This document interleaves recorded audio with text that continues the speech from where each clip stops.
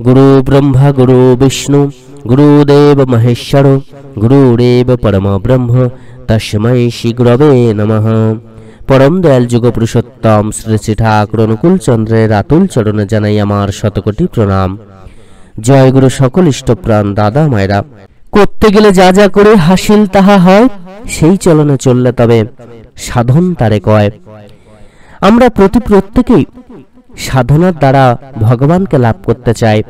প্রত্যেকেই তো কম বেশি সাধনা করি, কিন্তু এই সাধনার প্রকৃত অর্থ আমরা বুঝতে পারি না বা বোঝার চেষ্টা করি না। আমরা সেই মতো করে চলার চেষ্টা করি না।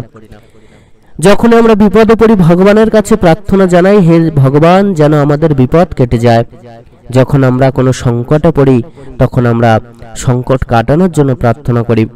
যখন আমরা বাধার সম্মুখীন হই তখন আমরা বাধা কাটানোর জন্য ভগবানের চরণে প্রার্থনা জানাই। যখন আমরা সমস্যায় পড়ি, বিভিন্ন প্রকার দুর্ঘটনার কবলে পড়ি, সেগুলোকে দূর করার জন্য ভগবানের কাছে প্রার্থনা করি। কিন্তু যেটা করলে আমাদের প্রকৃতরূপে এই সমস্ত কিছু কেটে যাবে সেটাকে আমরা ভুলে যাই। আমরা তো সাধনা করছি, সাধনার দ্বারা আমরা ভগবানকে সন্তুষ্ট করার চেষ্টা করি, কিন্তু সাধনার সংজ্ঞাটাকে আমরা প্রকৃতরূপে উপলব্ধি করতে পারি না। অনেকে ভাবেন যে দিনের বেলা যখন সময় হলো স্নান সেরে দুটো বাতাসা এক গ্লাস জল দিলাম, সেটা হলো সাধনা। অনেকে আবার ভাবেন মাঝে মধ্যে দুই একটা একাদশী পালন করলাম আর যেমন তেমন করে ভগবানের চরণে শুধু ফুল তুলসী পাতা একটু জল মিষ্টি দিয়ে দিলাম, সাধনা হয়ে গেল। অনেকে আবার ভাবেন সকালবেলা একটু হাঁটাচলা করলাম, কিছু ফুল অন্যের গাছ থেকে তুলে এনে ভগবানের চরণে দিলাম আর মাঝে মধ্যে একটু আদ্রু ডালা সাজিয়ে পূজা দিলাম, সেটা সাধনা হয়ে গেল। আরো অনেকে অনেক রকম ভাবে সাধনা করেন, কিন্তু প্রকৃত সাধনা যে কোনটা সেটা অনেকে ভুলে যান। আমরা একাদশী করছি, যারা ভগবান শ্রীকৃষ্ণকে মেনে চলেন অনেকে একাদশী করেন, অনেকে তুলসীর মালা পড়েন, অনেকে নাম জপ করেন। তো যারা যেটা করছি সেই সাধনা তো করছি, তো সাধনাটাকে সঠিকভাবে করার জন্য যা যা দরকার সেটাকে কিন্তু আমরা করি না। শুধুমাত্র ভগবান এখানে স্পষ্ট করে দিয়ে বলেছেন যে একাদশী করুন আর উপবাস করুন আর ফল বেলপাতা তুলসী পাতা ফুল বা মিষ্টি দিয়ে ভগবানের সামনে ডালা সাজিয়ে আপনারা পূজা করুন। ওটা কিন্তু সাধনা নয়। সাধনা হলো সেটাই যেটার মধ্য দিয়ে ভগবানকে সন্তুষ্ট করা যায়। সাধনা হলো সেটাই যেটার মধ্য দিয়ে ভগবানের কর্মগুলোকে বাস্তবে ফুটিয়ে তোলা যায়।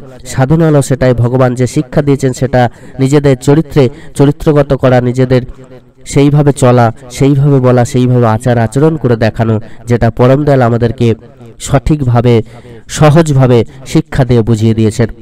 তিনি বললেন করতে গেলে যা যা করে হাসিল তাহা হয়, সেই চলনে চললে তবে সাধন তারে কয়।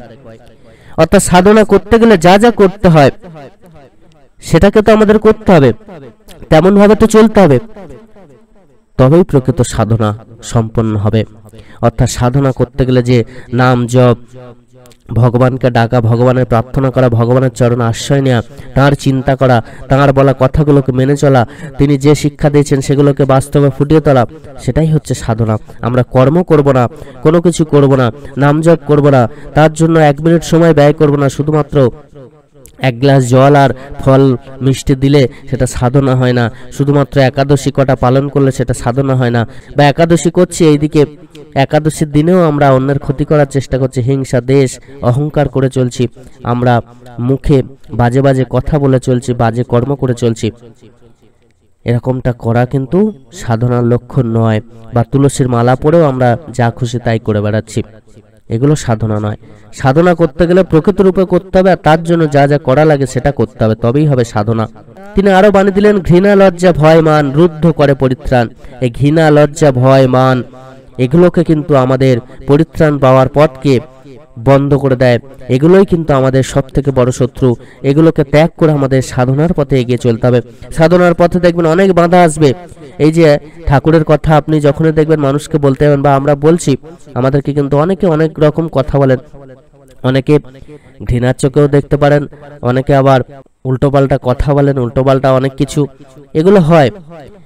তো এর জন্য যদি আপনি ঠাকুরের কথা বলা বন্ধ করে দেন, সেটা কিন্তু আপনার ব্যর্থতা।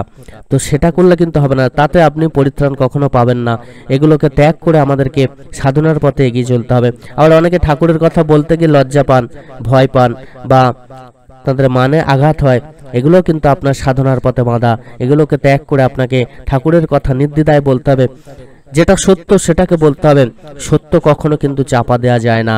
যেমন আমরা দেখেছি, গ্যালিলিও বারবার করে বলেছিলেন যে সূর্য এক জায়গায় স্থির আছে, পৃথিবী সূর্যের চারিদিকে ঘুরছে, কিন্তু তাকেও সত্যটা বলার জন্য তাকে জেল খাটতে হয়েছিল। তো বর্তমানের এই সত্য আপনি যত বলবেন, আপনার যদি জেল খাটতে হয়, তাতেও কিন্তু সত্য কখনো মিথ্যা নয়। তার যে এই সত্য কথাটা পরে কিন্তু প্রমাণিত হয়েছিল। ঠিক তেমন ভাবে আমরা এই যে পরমদয়ালের কথা বলছি, আজকে মানুষ অনেকে হাসছেন, তখনও কিন্তু মানুষ হেসেছিল। যখন গ্যালিলিও এই কথাটা বলেছিল, তখনও মানুষ হেসেছিল, এবং পরে কিন্তু সেটা সত্য প্রমাণিত হয়েছিল। তারপর মানুষ চুপ করে গেছিল।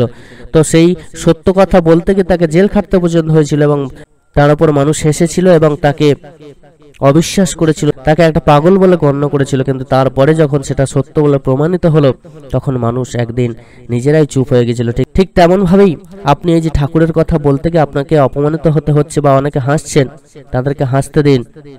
তারা সারা জীবনই হেসে যাবেন, কিন্তু আপনার বলাটাকে থামাবেন না। সত্য কখনো চাপা থাকে না, এটা একদিন মানুষ ঠিক বুঝবে।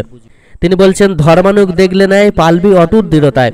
যেটা দেখবেন ধর্মের জন্য মঙ্গল, যেটা আপনার জন্য মঙ্গল, যেটা যে পথকে অবলম্বন করলে ধর্মের পথকে অবলম্বন করা হয়, সেটাকে কিন্তু অটুটভাবে দৃঢ়তার সঙ্গে পালতে হবে। স্বাদ যাহার হয় যেমন দর, সাধনাও তার তেমন তর। আমাদের স্বাদ যেমন হবে, আমাদের শিক্ষা যেমন হবে, আমাদের ভাবনা চিন্তা যেমন হবে, যেমন মনের চাহিদা হবে, কামনা বাসনা যেমন হবে, তেমনই কিন্তু আমাদের সাধনাও হবে। অনেকে আমরা টাকা চেয়ে থাকি ভগবানের কাছে, আমাদের সাধনাও কিন্তু এই টাকার মতোই হবে, যেটা কোনোদিন আমাদের কাছে চিরদিনের মতো থাকবে না। টাকা কিন্তু কখনো আপনার কাছে দেখবেন থাকে না, ওটা হচ্ছে ক্ষণস্থায়ী, আসে এবং যায়। ঠিক সেইভাবে সাধনাটাও এইভাবে হবে। তাই তো পরম দয়াল বলছে, স্বাদ যার যেমন, অর্থাৎ যে যেমন ভাবে চায় তেমনটাই কিন্তু লাভ করে থাকে। ভাবে বলে করে না, সিদ্ধি তার আসে না।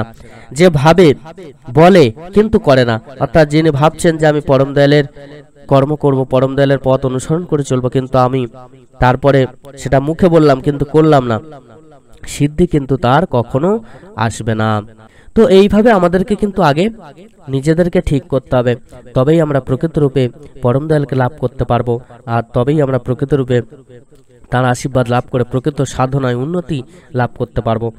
তপের পথে সাধনা যায়, যোগ্যতা তার পিছনে ধায়।